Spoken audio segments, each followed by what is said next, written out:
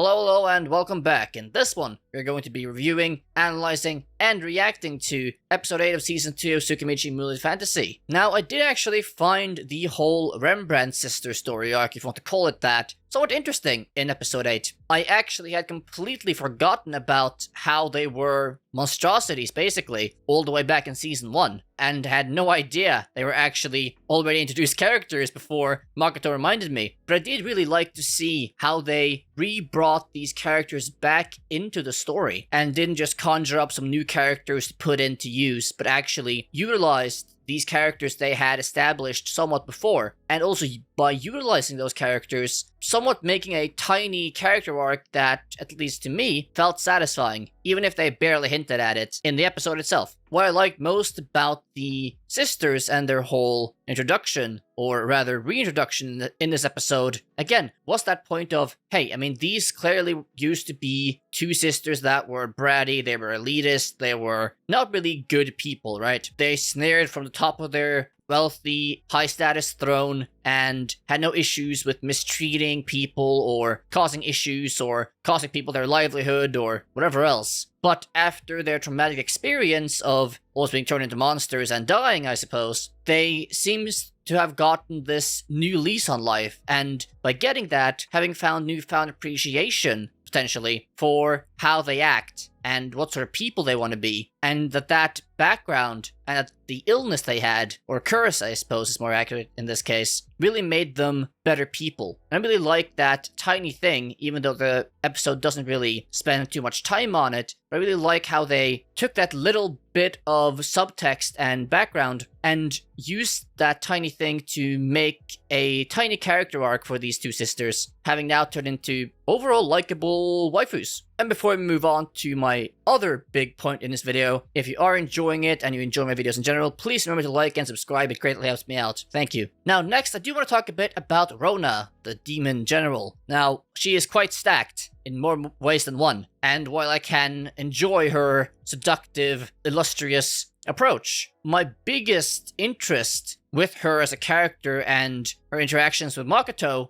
weren't really the specific things she were there for. Like, okay, sure, she's there to supposedly deal with some sort of human experiments. Not really sure how that has anything to do with the demon army and the war, or how all these things interact. But anyways, those things weren't really that interesting to me. What was interesting to me was, hey, finally, in an isekai, well, fantasy, but especially in isekai, we see that Makoto, being the MC, isn't just some goody two-shoes, I'm gonna fight for humanity, I'm gonna be the good guy, I'm gonna be the hero. No, he isn't here to fight for any side. He isn't going to just, quote-unquote, kill the enemy and have this whole white versus black, good versus evil stereotype. No, Makoto isn't out to do any of that. He's just there to be neutral. Like, hey, I don't fight for either side. I'm just here to live my life, protect my friends, protect the things I care about. What you do, it's none of my business. I'm not going to interfere, unless they potentially do something immoral, I suppose. But that Makoto is focusing on his own morality, his own goals, and not just being dragged into this wider conflict and having this whole very generic good versus evil plot setup is very refreshing and feels great. It feels even more refreshing, again, as I stated, this is such a very common setup and trope you get in fantasy shows, and especially isekai, where you have such cardboard good and evil characters and factions often, but seeing this more grey outlook on the world is something I really appreciate, and that I feel more shows should definitely take note of and get inspired by. This is also very interesting to contrast with the more standard hero story arc that Hibiki and Tomoe, I forget his name all the time, because they are the most standard heroes, right? Hibiki being, let's say, naive to the evils of the human race, and potentially her own nation that she was summoned to protect. Just being the naive, believing young girl that, hey, I'm the summoned hero, I'm gonna protect humanity, I'm just a bastion of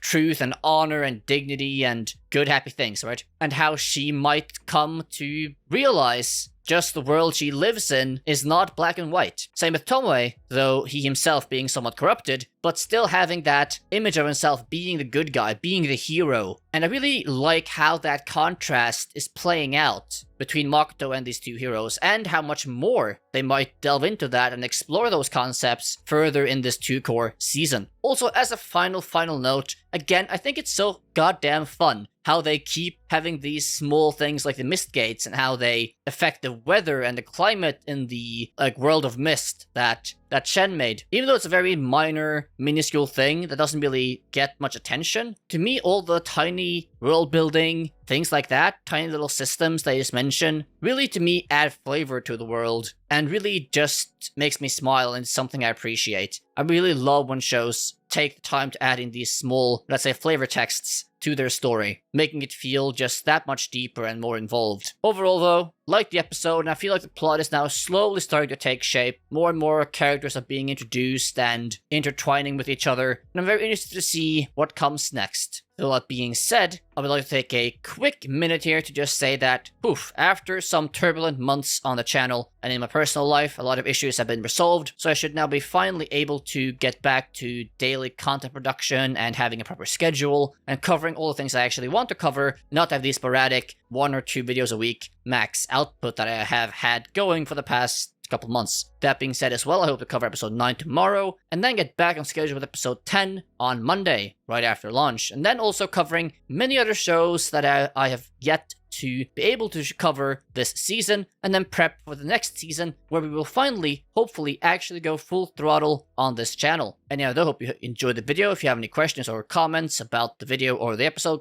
leave all those down below, and I hope you have a good day. We'll keep watching anime, and I will see you next time. So bye-bye.